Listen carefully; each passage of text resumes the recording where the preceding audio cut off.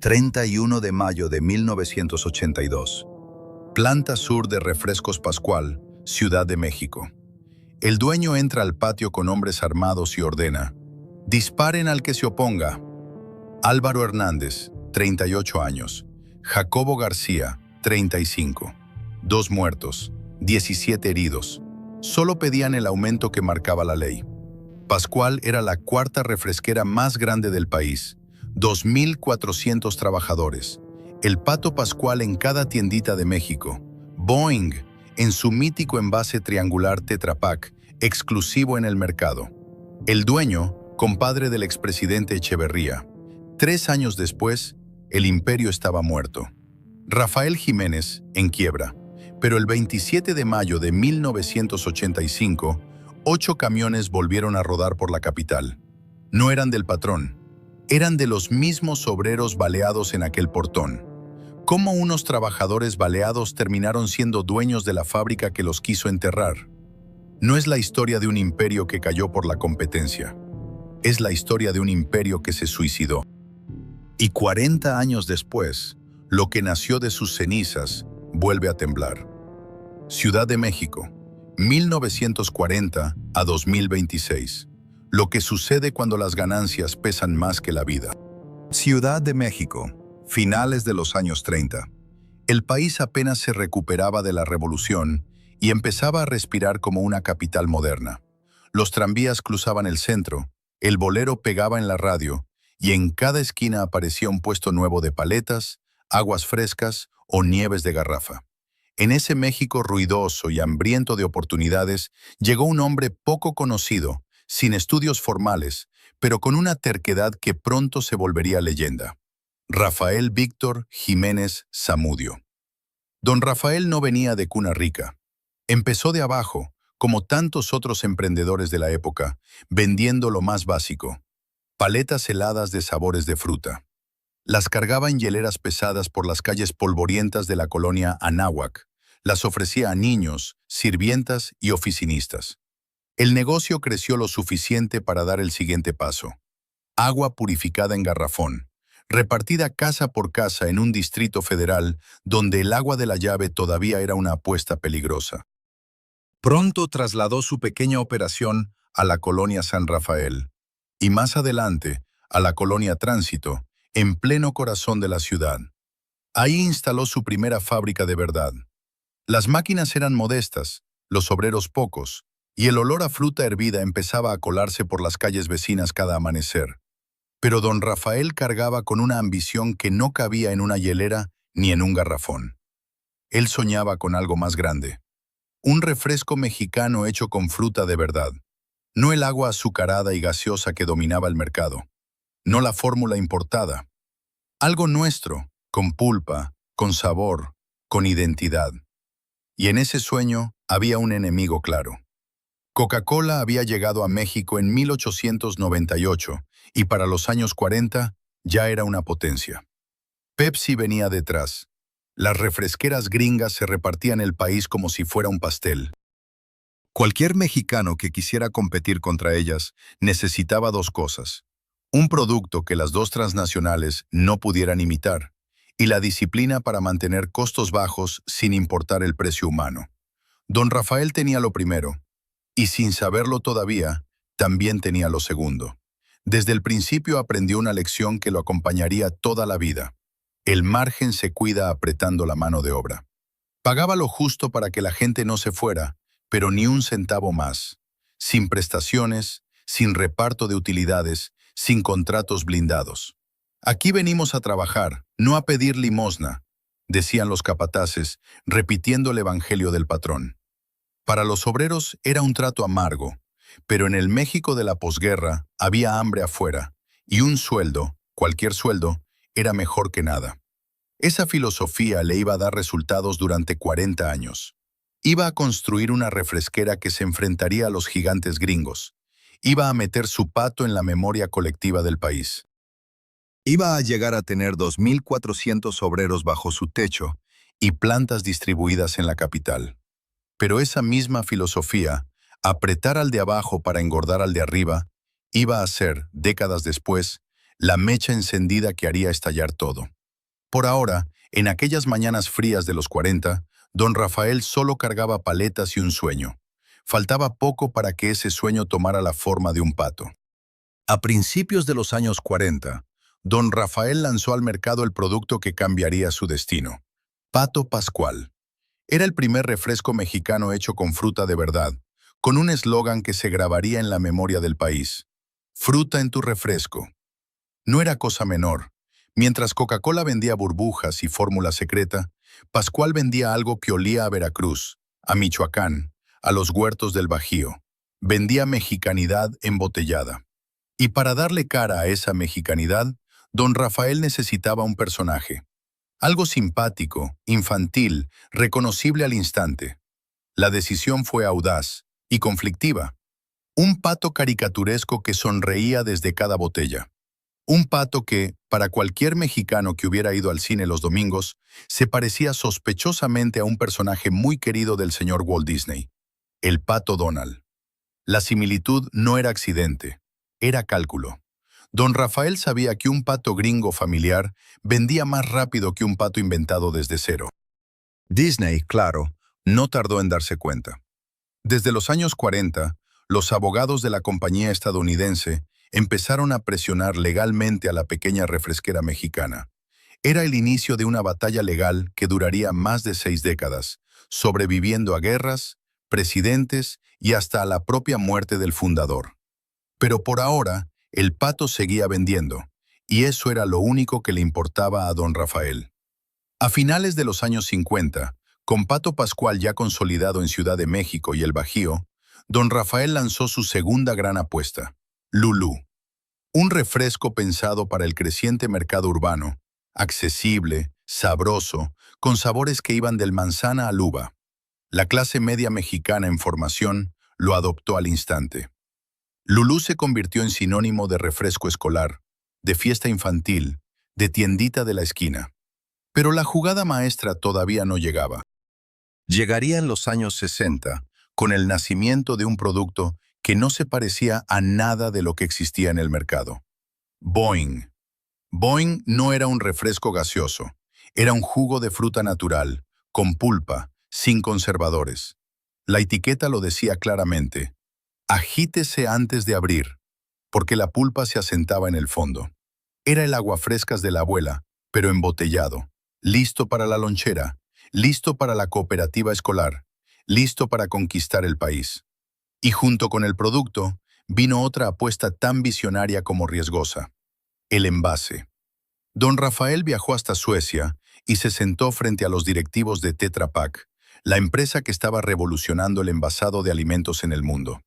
De esa reunión salió un acuerdo histórico. Pascual obtuvo los derechos exclusivos para usar el icónico envase triangular Tetra Pak en México.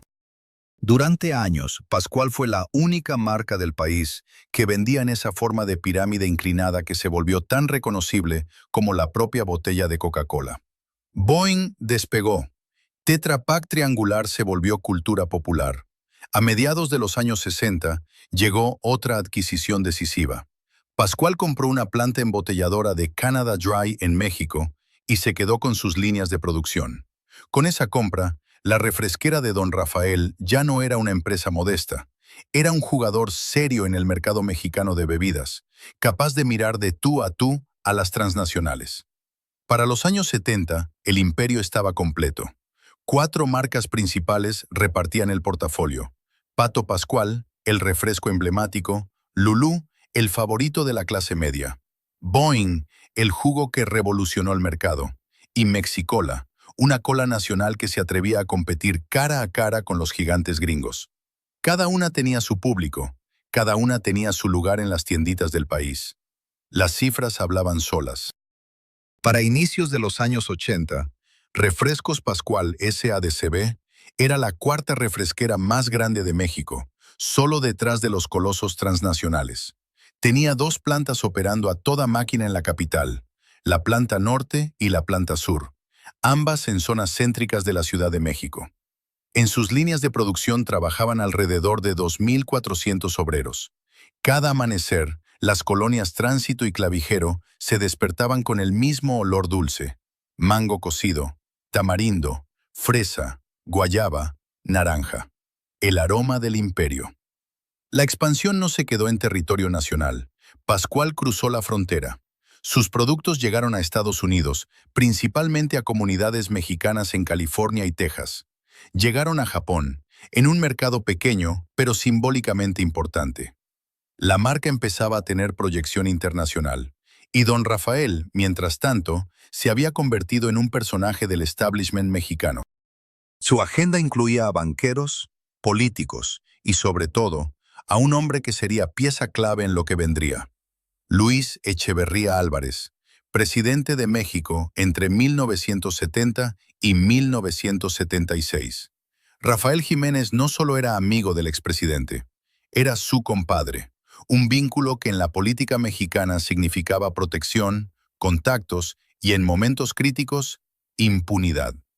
Con esa red, con 4 marcas dominando el mercado popular, con 2 plantas escupiendo millones de botellas al año, con presencia en 3 países y con un envase triangular que se había vuelto cultura nacional, el Imperio Pascual parecía intocable. Pero detrás del olor a mango y de las máquinas Tetra Pak rugiendo, dentro de aquellas mismas plantas, algo se estaba pudriendo. Algo que ninguna campaña publicitaria podía ocultar. Los obreros que cargaban las cajas, los que limpiaban los tanques, los que vigilaban las líneas de envasado durante 12 horas seguidas, no veían ni un peso de las ganancias del imperio. No recibían reparto de utilidades, no tenían seguro médico digno, no conocían las prestaciones que ya eran ley en otras empresas. El sueño de don Rafael, fruta en tu refresco, se estaba construyendo sobre el sudor invisible de 2.400 personas. Y en febrero de 1982, una decisión tomada en Los Pinos pondría a ese imperio frente a un espejo del que no podría escapar. Detrás del Imperio Pascual había una verdad incómoda que ninguna botella triangular podía disimular. El milagro de don Rafael se construía día tras día sobre la espalda de sus obreros. No era una metáfora, era contabilidad pura. En las plantas norte y sur de la Ciudad de México, los trabajadores entraban a las 6 de la mañana y salían cuando el patrón decía. Las jornadas se estiraban a 10, 12, hasta 14 horas. El tiempo extra no se pagaba como tiempo extra. Se asumía como parte del compromiso, una obligación tácita que nadie firmaba, pero todos cumplían. Las cargas eran pesadas, cajas de Boeing, garrafones, tarimas con cientos de botellas. Las quemaduras por el almíbar caliente eran rutina. Los accidentes en la línea de envasado se resolvían con un trapo, una disculpa del capataz y, si bien iba, una semana de descanso sin pago.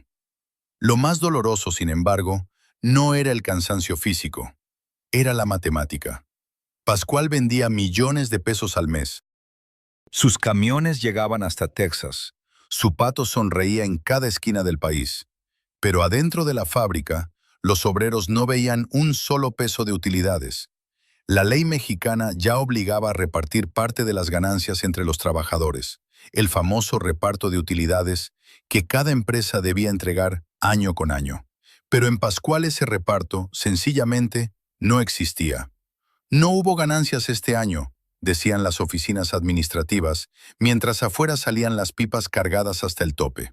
Tampoco había seguro médico digno. Las prestaciones eran mínimas. Los aguinaldos llegaban tarde, incompletos o no llegaban. Y si un obrero levantaba la voz, había 2 respuestas posibles: el silencio del capataz o la advertencia más amable. Hay mucha gente afuera buscando trabajo, compadre. Salvador Torres, uno de los obreros que viviría toda esta historia desde adentro y que años después se convertiría en gerente de auditoría interna de la cooperativa, lo resumiría con una frase que se volvería un mantra entre los compañeros. Nosotros sudábamos refresco y no nos tocaba ni una utilidad. El descontento era viejo, lo nuevo era la rabia, porque al sudor diario, al salario que no alcanzaba, a las prestaciones ausentes, se sumaban 2 elementos que volvían el ambiente más explosivo: la arquitectura legal que protegía al patrón y el contexto político que blindaba a la empresa. Lo primero era casi una trampa. La tierra sobre la que estaban construidas las plantas de Pascual, sobre todo en Tránsito y Clavijero, no pertenecía formalmente a la empresa. Pertenecía a Victoria Valdés Cacho de Jiménez, esposa de don Rafael. Era propiedad personal, registrada a nombre de ella, blindada legalmente contra cualquier reclamo laboral.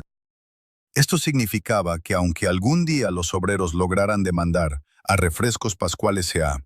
y ganarles, el terreno donde producían, y más importante, los 2 pozos de agua subterráneos que abastecían gratis a la fábrica, seguirían en manos de la familia. Era una bomba de tiempo legal. Nadie lo sabía en 1981, pero estaba ahí, esperando. Lo segundo era el contexto político. Rafael Jiménez no era un patrón cualquiera. Era compadre del expresidente Luis Echeverría Álvarez, una de las figuras más poderosas y temidas del sistema priista. En el México de aquellos años, ser compadre del expresidente significaba blindaje. Significaba que un teléfono podía marcar a una oficina sindical y resolver un problema en minutos. Significaba que las centrales obreras oficiales, la CTM, parte de la CROC, operaban con un guión en el que el patrón siempre tenía la razón. Eran los famosos sindicatos charros. Sindicatos que se vendían los intereses de sus afiliados a cambio de cuotas, cargos y favores. Pascual contaba con esa red, y mientras la contara, ningún obrero podría organizar nada. Esa era la fotografía cuando llegó el año más turbulento de la economía mexicana moderna, 1982. El presidente José López Portillo había prometido administrar la abundancia. En lugar de eso, terminaría administrando una de las crisis más brutales que México había vivido. El boom petrolero de finales de los 70 se desinfló. La deuda externa explotó. El peso, que había estado relativamente estable, empezó a desplomarse contra el dólar. En febrero de 1982 vino la primera gran devaluación. El peso perdió cerca de la mitad de su valor en cuestión de semanas. En agosto vendría la segunda, todavía peor. Para los obreros, esto no era abstracto. Era el supermercado convertido en pesadilla. El kilo de tortillas subía cada semana. La carne se volvía un lujo. Los útiles escolares, las medicinas, el pasaje, todo se disparaba. Y los salarios, congelados, valían cada día menos.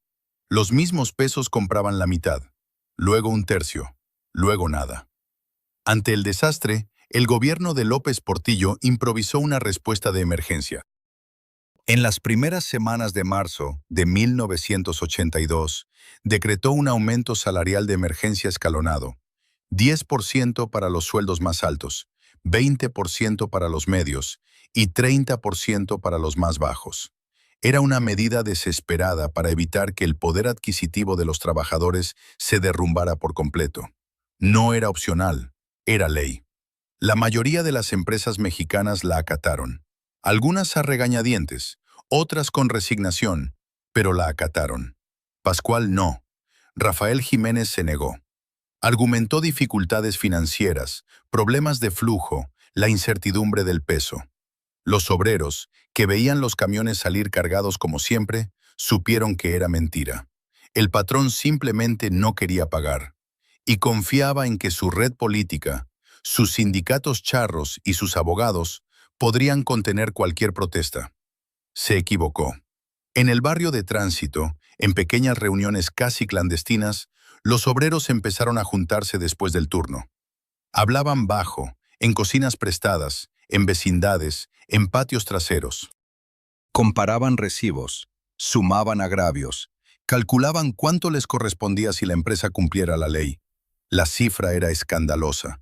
Eran años de utilidades no repartidas, años de tiempo extra no pagado y ahora un aumento decretado por el mismísimo presidente que el patrón se negaba a entregar.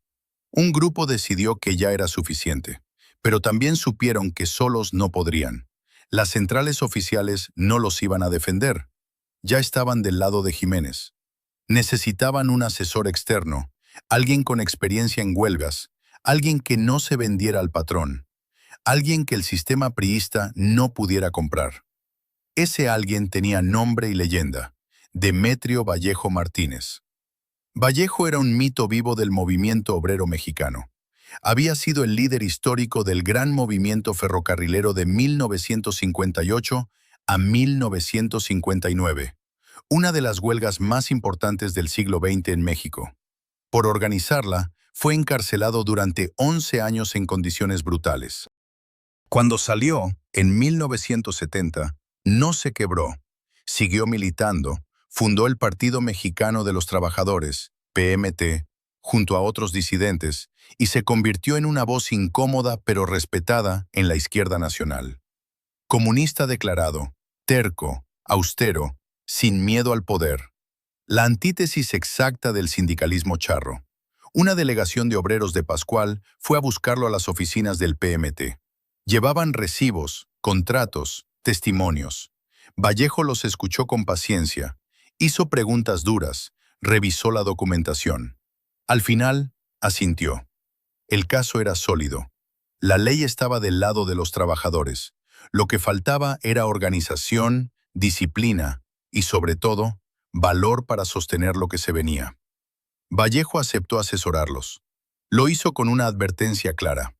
Una huelga contra un patrón como Rafael Jiménez no iba a durar una semana ni dos. Esto va para largo, compañeros, y va a doler. Los obreros le creyeron y empezaron a prepararse. El 17 de mayo de 1982, ya entrada la noche, en una asamblea celebrada en un local prestado cerca de la planta sur, los trabajadores votaron. Pregunta única: ¿estallamos huelga mañana? El conteo fue contundente. La mayoría aplastante levantó la mano. Iban a parar las dos plantas. Iban a colgar las banderas rojinegras. Iban a enfrentarse al compadre del expresidente. Esa noche, varios obreros llamaron a sus esposas para avisarles que tal vez no traerían dinero el viernes. Algunos abrazaron a sus hijos antes de salir hacia la planta. Nadie sabía cuánto tiempo iba a durar. Nadie imaginaba que en menos de 2 semanas, 2 de ellos iban a regresar a su casa dentro de una caja. Pero el dado ya estaba tirado. A las 6 de la mañana del 18 de mayo de 1982, en la Ciudad de México, los portones de las plantas norte y sur de Refrescos Pascual no se abrieron. Las 6 de la mañana del 18 de mayo de 1982. El amanecer todavía gris sobre la Ciudad de México. En la planta norte, sobre la avenida Inguarán, y en la planta sur, en la calle Clavijero, 2.400 obreros de Refrescos Pascual se reunieron frente a los portones. No llevaban herramientas, no llevaban tarjetas de entrada. Llevaban algo distinto: banderas rojinegras dobladas bajo el brazo, listas para colgarse. La consigna era clara y ya estaba escrita en una hoja repartida la noche anterior. Nadie cruza el portón hasta que el patrón cumpla con la ley. Aumento de emergencia. Pago de utilidades atrasadas. Salarios caídos. 3 exigencias que no eran caprichos, sino derechos que la mismísima legislación mexicana reconocía. A las 6:15, las primeras banderas rojinegras subieron por los muros, una en cada portón, un símbolo viejo del movimiento obrero latinoamericano que en ese instante dejaba claro lo que estaba pasando: huelga. Los obreros nombraron a su movimiento con un término que pronto se volvería emblema: movimiento de brazos caídos. No era una huelga violenta, no era un sabotaje, era literalmente dejar caer los brazos, negarse a producir, sentarse en silencio frente al portón hasta que el patrón cediera. Y se sentaron. En el suelo, en guacales volteados, en cartones, en los escalones de las banquetas, algunos con termo de café, otros con tacos envueltos en servilleta. Los más jóvenes nerviosos, los más viejos serenos, todos con la misma idea fija: aguantar. Adentro de la fábrica, las máquinas Tetra Pak se quedaron mudas. Por primera vez en años, el barrio de Tránsito amaneció sin el olor dulce del almíbar. Las tarimas de naranjas, mangos y tamarindo empezaron a oxidarse en las bodegas. Los camiones repartidores quedaron varados en el patio interior, con cajas de Boeing a medio cargar. La noticia se regó rápido. Para el mediodía, los teléfonos de las oficinas administrativas no paraban de sonar. Distribuidores en Monterrey, Guadalajara, Tijuana, Veracruz preguntaban por qué no llegaba el pedido. Las tienditas de la esquina veían cómo el refrigerador se quedaba sin Pato Pascual. Pero el patrón, encerrado en su oficina, no quería ceder ni un milímetro. Rafael Jiménez activó su red. Llamó a sus contactos en la CTM, la central oficial que durante décadas había sido el brazo obrero del PRI. Llamó a sus aliados en una fracción de la CROC. Llamó a los abogados. Llamó, se supo después, a más arriba. El mensaje era el mismo. Hay que romper la huelga rápido, antes de que se vuelva noticia nacional. Las primeras respuestas llegaron en forma de presión telefónica. Compañeros, esto se va a arreglar pronto, regresen al trabajo. Están siendo manipulados por agitadores. Si no levantan la huelga, los van a despedir a todos. Los obreros escucharon, pero no se movieron. Pasaron los días. 3, 5, 7. La huelga se sostenía. Cada mañana llegaba el mismo ritual. Los obreros se relevaban en turnos para vigilar los portones día y noche. Las esposas y madres empezaron a aparecer con ollas de comida caliente, arroz, frijoles, sopa de fideo, para alimentar a los huelguistas. Los hijos hacían tareas escolares sentados sobre cartones, junto a sus padres. La huelga se volvió, sin que nadie lo planeara, un asunto de familias enteras. Los medios grandes guardaban silencio. La prensa oficialista no quería molestar a un compadre de Echeverría, y Pascual además era un anunciante histórico. Solo unos pocos periódicos de izquierda y boletines del PM te daban cuenta de lo que estaba pasando en Tránsito y Clavijero. La huelga existía, pero el país oficial fingía no verla. Adentro, los obreros sentían la tensión crecer. La Junta Federal de Conciliación y Arbitraje, el organismo gubernamental que debía resolver el conflicto, daba largas, citaba reuniones, las cancelaba, pedía documentos, los perdía. El mensaje no era sutil. El sistema quería desgastar a los huelguistas hasta que se rindieran solos. Pero Demetrio Vallejo había preparado a los compañeros para esto. Van a tratar de cansarlos, no se cansen. Las asambleas eran diarias, las decisiones colectivas. Cada movimiento legal era revisado, votado, aprobado. Disciplina ferrocarrilera, lo llamaban los más viejos. Mientras tanto, dentro de la planta, los problemas crecían. Las frutas en bodega ya estaban podridas.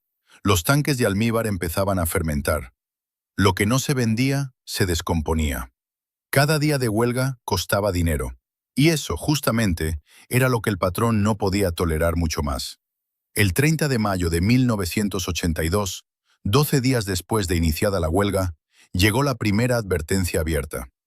Rafael Jiménez apareció en persona en el portón de la planta sur. Bajó de su coche acompañado por 2 hombres. Habló brevemente con uno de los líderes del comité de huelga. La conversación duró menos de 5 minutos. Las palabras exactas variaron según quien las contó después, pero la esencia fue una sola. Mañana entro, con o sin ustedes. No era una negociación, era un ultimátum. Los obreros del comité de huelga se reunieron esa misma tarde en una vecindad cercana. Discutieron horas. Algunos querían retroceder. Tenían familias, tenían miedo. Otros, los más curtidos, insistieron. Ceder ahora era perderlo todo. Llamaron a Vallejo. El asesor del PM te escuchó, evaluó, respondió con calma. Si retroceden, mañana sí los van a despedir a todos. Si aguantan, mañana habrá testigos. Aguanten. Esa noche los obreros durmieron poco. Algunos no durmieron. En las casas de tránsito, en las vecindades de Clavijero, las esposas prepararon café extra para el amanecer. Nadie sabía qué iba a pasar. Solo sabían una cosa.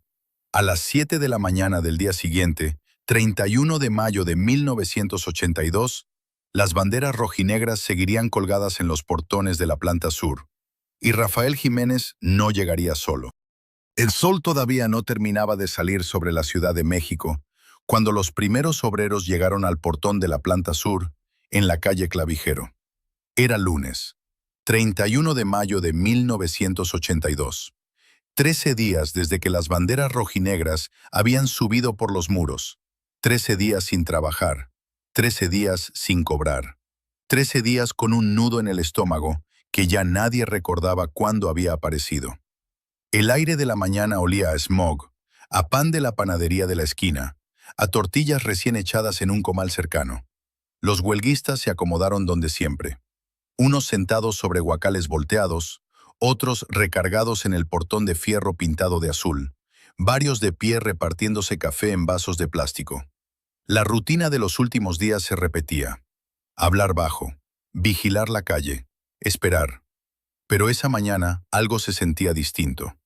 La advertencia de Rafael Jiménez del día anterior, mañana entro, había viajado de boca en boca durante la noche. Las esposas que llevaron desayuno se quedaron más tiempo del habitual.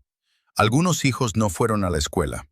Una vecina de tránsito apareció con un termo grande, lo dejó sin decir palabra y se persignó antes de irse. Álvaro Hernández llegó alrededor de las 7:30. Tenía 38 años. Era papá de niños pequeños. Trabajaba en una de las líneas de envasado y desde el primer día de la huelga había estado en la primera fila del portón. Saludó a sus compañeros con un «Buenos días», corto, encendió un cigarro, se acomodó cerca del centro del grupo. No imaginaba que ese sería su último cigarro. Jacobo García llegó unos minutos después. 35 años.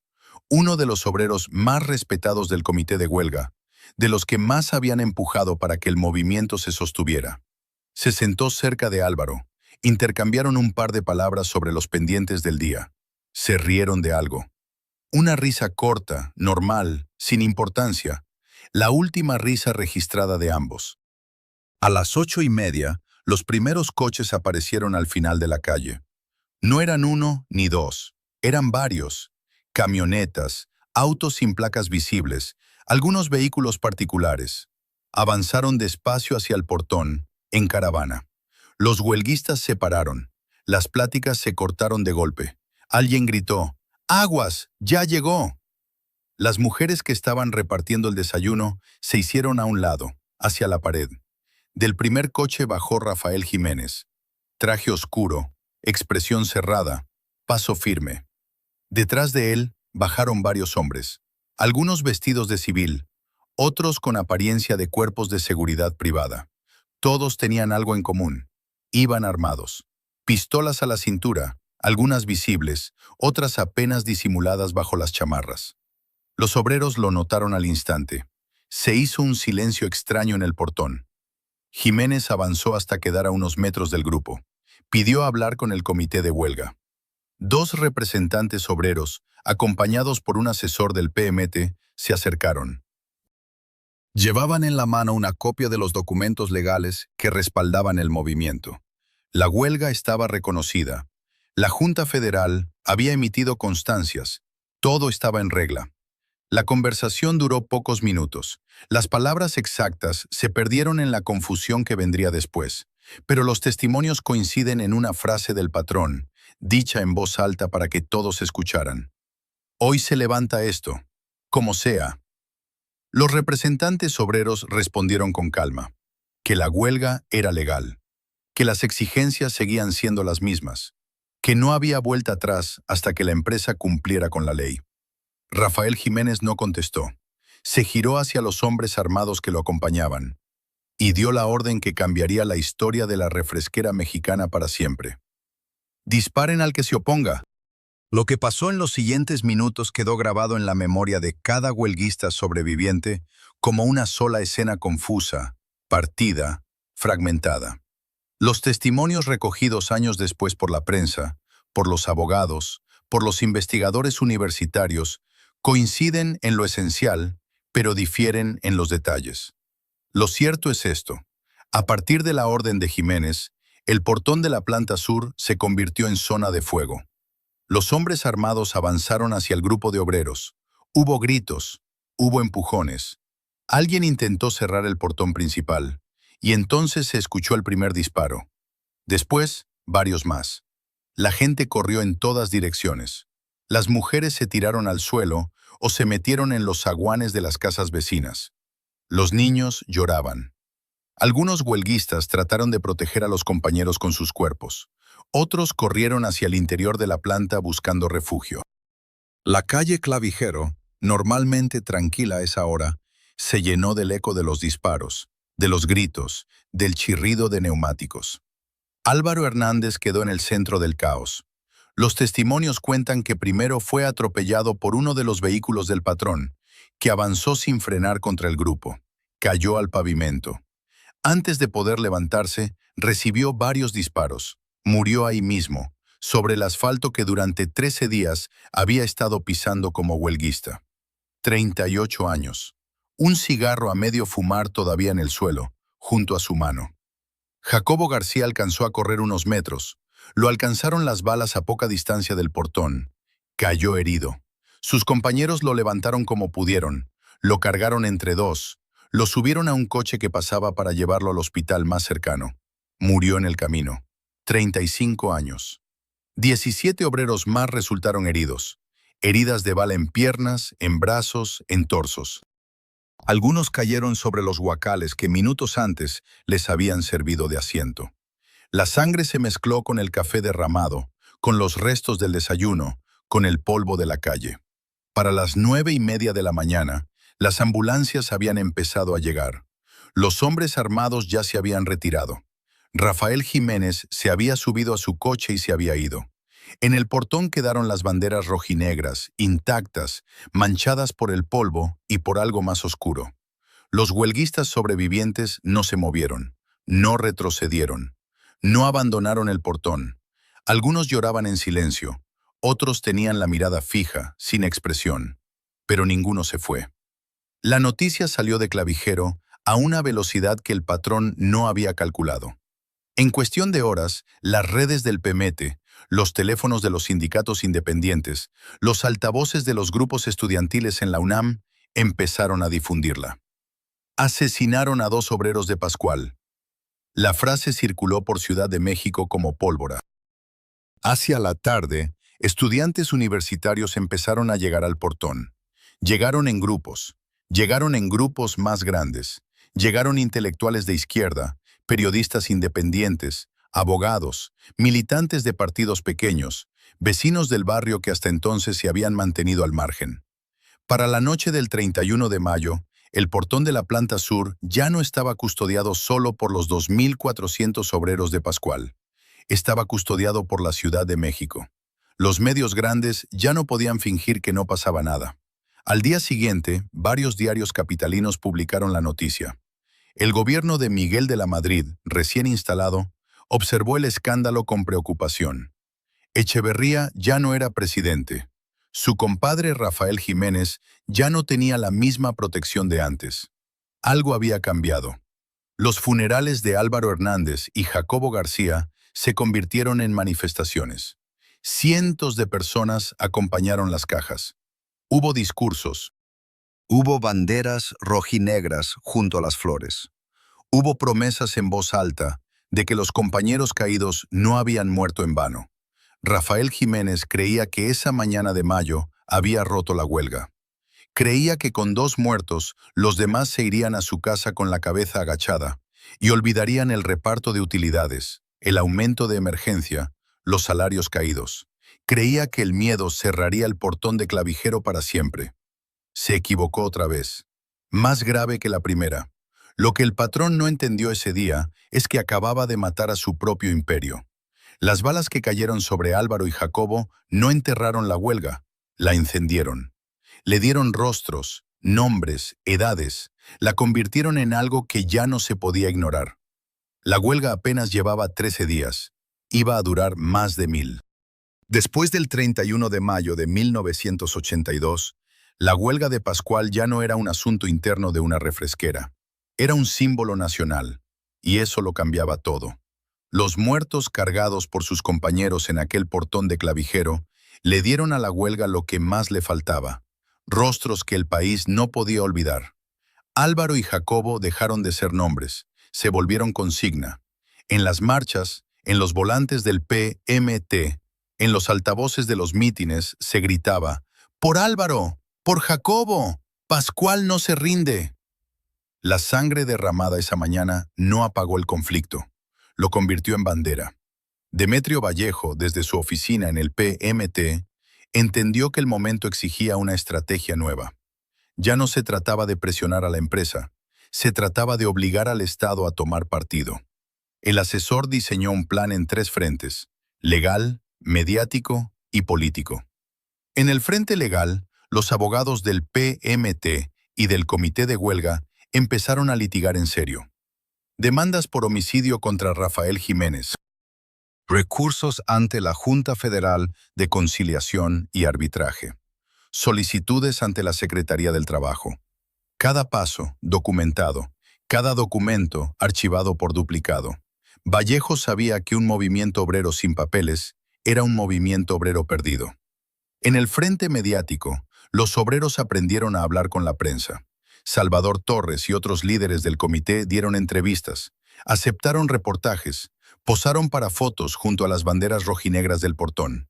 La huelga se cubrió de un poder simbólico que ningún patrón puede comprar: la simpatía pública. En el frente político, los obreros se atrevieron a algo que pocos habían hecho antes. Tomaron por la fuerza el 7º piso de la Junta Federal de Conciliación y Arbitraje en el centro de la Ciudad de México. Lo ocuparon durante días. Exigieron resoluciones. Pegaron pancartas en las ventanas. La imagen de un grupo de obreros sentados en las oficinas del gobierno federal, exigiendo justicia, recorrió los periódicos del país. Pero los meses pasaban y la huelga no se resolvía. Llegó el invierno de 1982. Llegó la primavera de 1983. Llegó el verano. Llegó otro invierno. Y los obreros seguían frente a los portones. Sobrevivir era el verdadero milagro diario. Sin sueldo, sin prestaciones, sin ahorros que duraran tanto, las familias de Pascual aprendieron a vivir de la solidaridad. Sindicatos independientes mandaban despensas. Estudiantes universitarios organizaban colectas. Iglesias de barrio donaban comida. Los propios huelguistas montaron una pequeña operación clandestina. Empezaron a embotellar bebidas artesanales en talleres improvisados, las vendían en mercados y entre simpatizantes, y con eso juntaban dinero para mantener el movimiento vivo. Era casi una parodia. Los obreros de Pascual, sin Pascual, fabricando refresco para sobrevivir. Mientras tanto, el contexto político mexicano cambiaba. Luis Echeverría ya no era el hombre intocable de antes. Su sexenio había dejado heridas profundas en la izquierda mexicana. La matanza del Halconazo, en 1971, los desaparecidos de la Guerra Sucia, el fracaso económico. Ser su compadre ya no era el blindaje que había sido. El nuevo presidente, Miguel de la Madrid, llegó al poder en diciembre de 1982 con un proyecto distinto, más tecnocrático, y con la necesidad de marcar distancia frente al viejo populismo echeverrista. Rafael Jiménez empezó a quedarse solo. Su red política ya no respondía con la misma velocidad. Sus llamadas tardaban más en ser contestadas. A mediados de 1983, el patrón decidió jugar su última carta. Si los obreros no se rendían, él rompería el tablero. Refrescos Pascual, SADCB, se declaró en quiebra. Sobre el papel, la empresa ya no tenía dinero. No podía pagar nada. No podía cumplir con ninguna sentencia laboral. Era el clásico movimiento del patrón mexicano acorralado. Esconder los activos, transferir lo valioso a otras personas y dejar la táscara vacía para que los obreros se pelearan por ella. Lo que Rafael Jiménez no calculó es que esa quiebra, lejos de cerrar el conflicto, se la entregó en bandeja a los trabajadores. Porque cuando una empresa quiebra y mantiene deudas laborales no pagadas, la ley mexicana permite que esas deudas sean cobradas con los bienes de la propia empresa. Y los activos de Refrescos Pascual, máquinas, líneas Tetra Pak, marcas registradas, camiones repartidores, instalaciones físicas, eran considerables. Vallejo entendió la oportunidad antes que nadie. Si la empresa se declaraba en quiebra, Los obreros podían pedir que los activos fueran adjudicados a ellos como forma de pago. La estrategia se ejecutó con paciencia ferrocarrilera. Cada activo de la empresa fue inventariado, cada deuda laboral calculada. Los abogados del PMT presentaron los cálculos ante la Junta. La cifra de adeudos a los trabajadores, salarios caídos, utilidades, prestaciones, indemnizaciones por los muertos y los heridos, superaba con creces el valor de los bienes de la empresa. Las negociaciones llegaron a su momento decisivo en agosto de 1984. Después de más de 2 años de huelga, después de docenas de audiencias, después de meses de presión política y mediática, las autoridades laborales aceptaron lo impensable. Los bienes de Refrescos Pascual Sociedad Anónima serían adjudicados a sus trabajadores, bajo la condición de que la empresa fuera reorganizada como sociedad cooperativa.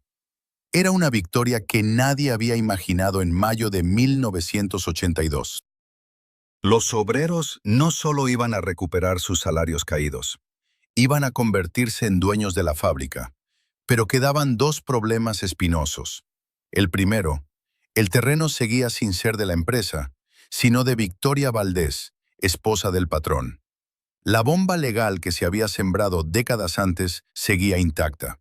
Por ahora, el gobierno permitiría que los cooperativistas siguieran operando ahí. Pero ese permiso era frágil. El segundo problema, Rafael Jiménez había perdido legalmente el derecho a usar el nombre Pascual Boing, pero seguía produciendo bebidas con esa marca desde una planta en Aguascalientes, lejos de la capital, fuera del radio inmediato de los nuevos cooperativistas. Si los obreros querían reabrir el mercado, primero tenían que recuperar el control de su propia marca. A finales de 1984 y principios de 1985, los obreros entraron en una fase nueva, casi tan difícil como la huelga misma: aprender a administrar una fábrica sin patrón. ¿Quién compraría las naranjas? ¿Quién negociaría con los proveedores? ¿Quién llevaría la contabilidad?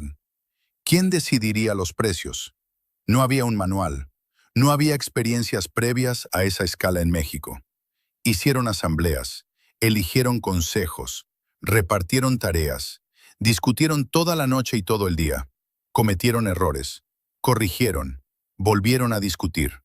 La democracia obrera, con todas sus torpezas, empezaba a tomar forma dentro de las plantas norte y sur. Después de 1000 días frente a los portones, después de 2 muertos, 17 heridos, decenas de detenidos y una huelga que se volvió mito, los obreros de Pascual ya no esperaban al patrón. Ahora se preparaban para algo que ningún manual sindical contemplaba: ser sus propios patrones. Faltaba un último viaje: 8 camiones, una carretera larga y un estado al norte de la capital llamado Aguascalientes. 27 de mayo de 1985. 3 años y 9 días después de aquella mañana en que las primeras banderas rojinegras subieron por los muros de la planta norte. La Ciudad de México amanecía gris, como siempre en mayo, con esa luz tibia que anuncia lluvia.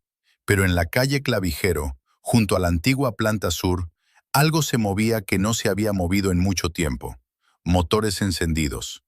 8 camiones, repartidores, con los logos todavía despintados de la vieja Refrescos Pascual Sociedad Anónima, calentaban sus motores en fila. Adentro de cada uno, 2 o 3 obreros revisaban listas, papeles, rutas. No eran choferes contratados por un patrón, eran cooperativistas. Compañeros que 3 años antes habían sido baleados en ese mismo portón y que ahora, con manos curtidas por 1000 días de resistencia, se preparaban para hacer algo que ningún manual sindical mexicano había escrito antes. La misión tenía nombre propio: Proyecto Aguascalientes.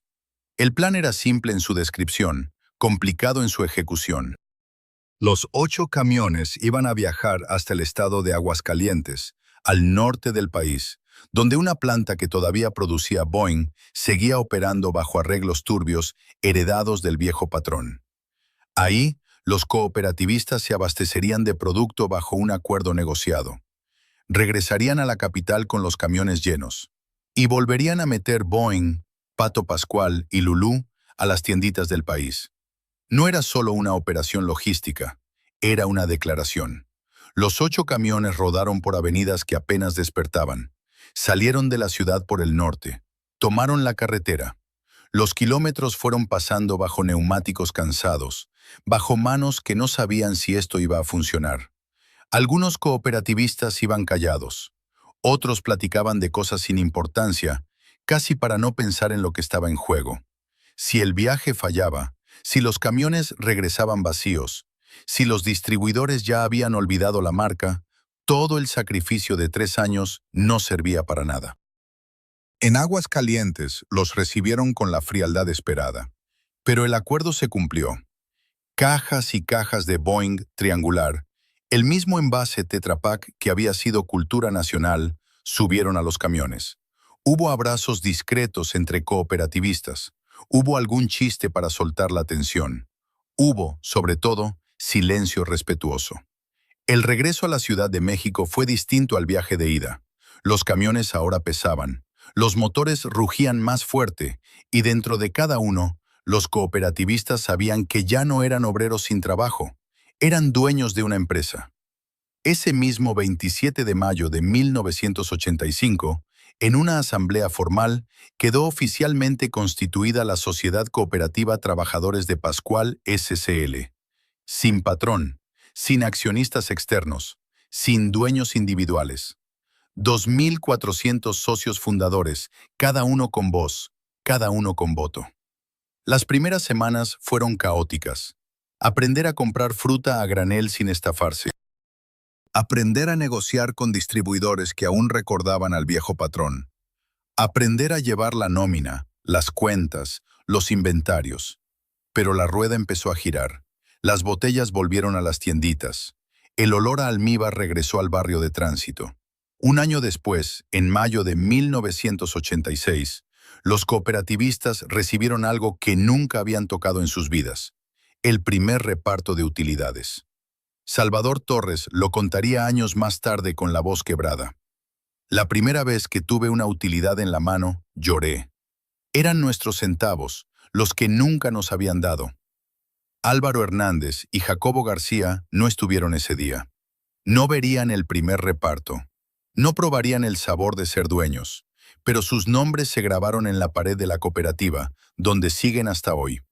El imperio había muerto. La fábrica, en cambio, acababa de renacer.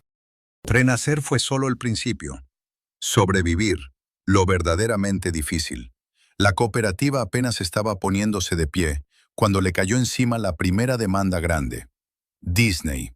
La compañía estadounidense, que llevaba décadas presionando por el parecido entre Pato Pascual y Pato Donald, volvió a la carga con más fuerza ahora que la empresa ya no tenía a Rafael Jiménez para esquivar el golpe. El pleito legal se alargó por años. Abogados, audiencias, traducciones, contratos. La pelea entre el pequeño pato mexicano y el gigante de Hollywood se volvió un símbolo. Una cooperativa obrera defendiéndose contra una transnacional multimillonaria. El conflicto se resolvió hasta 2007, cerrando una batalla que había empezado en los años 40. Los cooperativistas aceptaron un cambio de imagen. Convocaron a los hijos de los socios a un concurso de dibujo, y de esos trazos infantiles nació el nuevo personaje. Un pato blanco con gorra azul, sin parecido alguno con el de Disney. Lo crearon ellos. Era suyo, era mexicano, y a partir de entonces sería el rostro oficial de Pascual. La segunda batalla fue por la tierra. La bomba legal sembrada décadas antes finalmente explotó. Victoria Valdés Cacho, viuda de Rafael Jiménez, demandó a la cooperativa en 1989 para recuperar los terrenos donde estaban las plantas.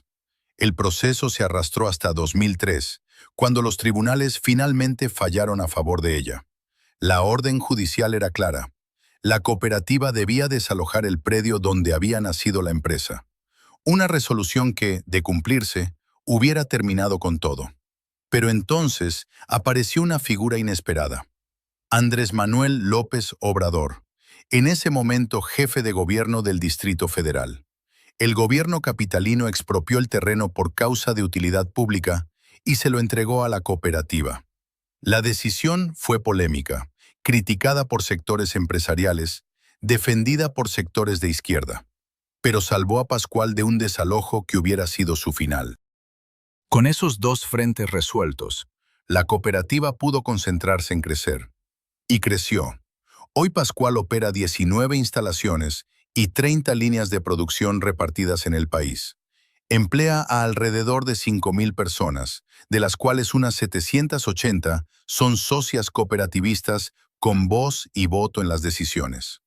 Procesa cerca de 20.000 toneladas de fruta al año y 24.000 toneladas de azúcar de caña, mantenida deliberadamente lejos del jarabe de alta fructosa que dominó al resto de la industria. En 2005, Greenpeace le otorgó una certificación pública por no usar transgénicos. Sus productos llegan a Estados Unidos, Canadá, Centroamérica, Sudamérica y China. En 2025, arrancó la construcción de una nueva planta en Oradell, Nuevo Laredo, mirando hacia el norte. 4 décadas. Una cooperativa obrera mexicana que no solo sobrevivió, sino que se volvió referente internacional de economía social. Pero la amenaza más grande no vino del patrón, ni de Disney, ni de los tribunales. Vino del impuesto. En 2014, el gobierno mexicano impuso el primer impuesto especial sobre producción y servicios, IEPS, a las bebidas azucaradas. La idea era loable: reducir el consumo de refrescos en un país con índices alarmantes de obesidad y diabetes. Pero el impuesto pegó parejo. No distinguió entre una cola repleta de jarabe de alta fructosa y un Boing hecho con pulpa de fruta y azúcar de caña mexicana. Las ventas de Pascual se desplomaron un 50%. Fue brutal, recordaría años después José Luis Sánchez, asesor económico de la refresquera. Pascual aguantó el golpe, pero apenas. Y ahora, en 2026, llega la segunda ola. El gobierno de Claudia Sheinbaum propuso elevar el IEPS de 1,64 a 3,08 pesos por litro. La cooperativa estimó que sus ventas podrían caer hasta un 60%. Sus dirigentes, Eduardo Martínez Cruz y Adrián Neri, acudieron al Congreso y pidieron apoyos especiales en el presupuesto de egresos 2026. La paradoja era amarga. Pascual solo controla el 2% del mercado refresquero. El otro 98% está en manos de Coca-Cola y Pepsi. Pero el impuesto golpea a los tres por igual. La presidenta Sheinbaum declaró el 7 de noviembre de 2025: "Queremos mucho a la cooperativa. Es una historia de lucha extraordinaria y de salir adelante". Palabras cálidas, apoyo concreto, todavía por verse. La fábrica que sobrevivió a balas, a Disney, a tribunales y a 40 años de competencia desigual, ahora enfrenta a un enemigo más silencioso: un decimal en la legislación fiscal. Y nadie sabe si esta vez la cooperativa podrá renacer otra vez. Una sola fábrica, 3 caminos, 3 lecciones que México no debería olvidar. Rafael Jiménez Zamudio fue el primero en escribir su final. El hombre que llegó a la Ciudad de México cargando paletas de hielo y que construyó la 4ª refresquera más grande del país, terminó perdiéndolo todo. Perdió el imperio, perdió la marca que él mismo había inventado. Perdió el pleito con Disney. Perdió hasta el terreno donde su esposa tenía registrados los pozos. Murió en una discreción que contrastaba con el estruendo de sus mejores años. La lección que dejó es vieja, pero los patrones de México siguen sin aprenderla. Un imperio construido sobre el sudor sin pago de su gente carga, desde el primer día, la mecha de su propio incendio. Álvaro Hernández y Jacobo García escribieron el final más doloroso. No vieron la cooperativa, no tocaron el primer reparto de utilidades en mayo de 1986. No supieron que el pato cambió, que la planta se quedó, que el envase triangular siguió en las tienditas del país. Sus nombres se grabaron en una pared, sí, pero ellos ya no estaban para leerlos. 38 años uno, 35 el otro. 2 cigarros a medio fumar quedaron en el portón de Clavijero aquella mañana de 1982. La lección que dejaron también es vieja. La libertad de los trabajadores tiene un precio real. A veces el precio se paga con tinta, otras veces con sangre. Salvador Torres y los demás socios escribieron el final más improbable. De obreros sin utilidades, sin prestaciones, sin seguro, pasaron a ser dueños de una empresa de 5.000 personas. Vieron a sus hijos entrar a la planta. Vieron a sus nietos comprar Boeing en la tienda de la esquina. Aprendieron a votar en asamblea, a discutir en consejo, a equivocarse colectivamente y a corregir colectivamente. 40 años después siguen ahí, en tránsito y en clavijero, peleando otra batalla. La lección de ellos es la más incómoda para el sistema. Se puede ser empresa sin patrón. Cuesta. Duele, pero se puede. Pascual no es solo una marca de refresco. Es la prueba viva de que el día que un trabajador deja de pedir y empieza a organizarse, la historia cambia de dueño. La pregunta que queda flotando sobre los portones de la cooperativa, 41 años después de aquella mañana de mayo, no es si Pascual va a sobrevivir. La pregunta es, si Pascual cae, ¿quién se atreverá a levantarse después? ¿Y tú qué piensas? ¿Crees que Pascual logrará sobrevivir a esta nueva amenaza? ¿O estamos viendo el principio del fin de la cooperativa obrera más grande de México? Cuéntanos tu opinión en los comentarios. Si esta historia te movió algo por dentro, dale like al video y suscríbete al canal para no perderte las próximas historias de fábricas que cambiaron el mundo. Nos vemos en el siguiente documental.